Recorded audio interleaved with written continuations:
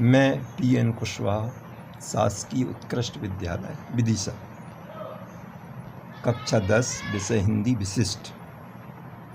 प्रिय छात्रों, आज हम समास के संबंध में पढ़ेंगे कि समास क्या है, समास किसे कहते हैं।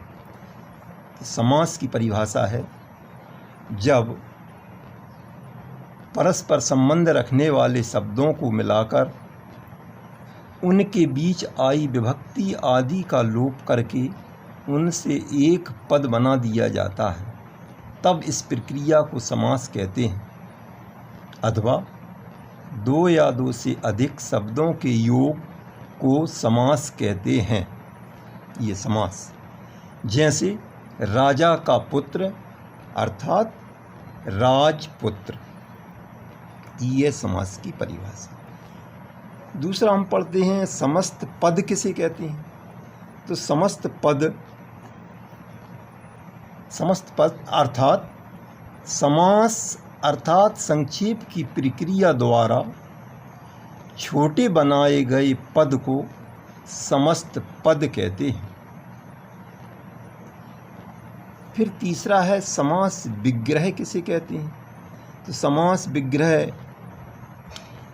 विग्रह अर्थात समस्त पद जिन शब्दों से बनते हैं वे शब्द उनके खंड कहलाते हैं। समस्त पदों के खंड करके उनको पुनः अलग अलग दिखाने की रीति को समास विग्रह कहते हैं। ये हुआ समास विग्रह। अब हम पढ़ते हैं समास विग्रह की ये परिभाषा है। जैसे अब उदाहरण के लिए अब समास विग्रह कैसे समझेंगे। जैसे पंचवटी बराबर 5 बटों का समूह।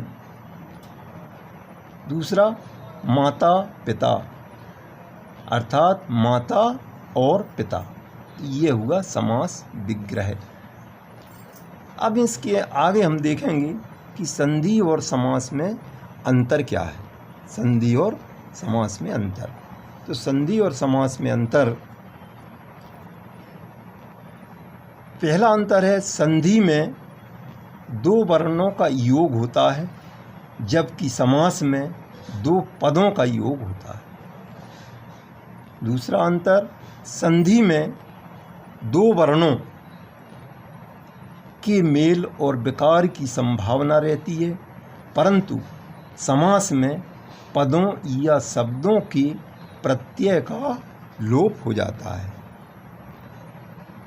तीसरा है संधि को तोड़ना विच्छेद कहलाता है, किंतु समास को तोड़ना विग्रह कहलाता है। इस प्रकार ये संधि और समास में अंतर हुए। अब समास के भेद। तो समास के 6 भेद होते हैं।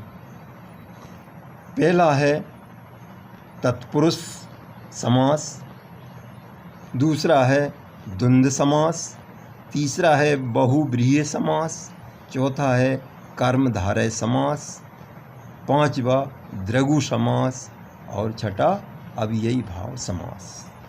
तो इस प्रकार ये समास के 6 भेद हुए। अब हम इन पर विस्तार से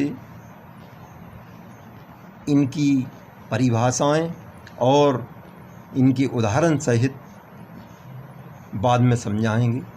ठीक है, अभी इतना ही। धन्यवाद।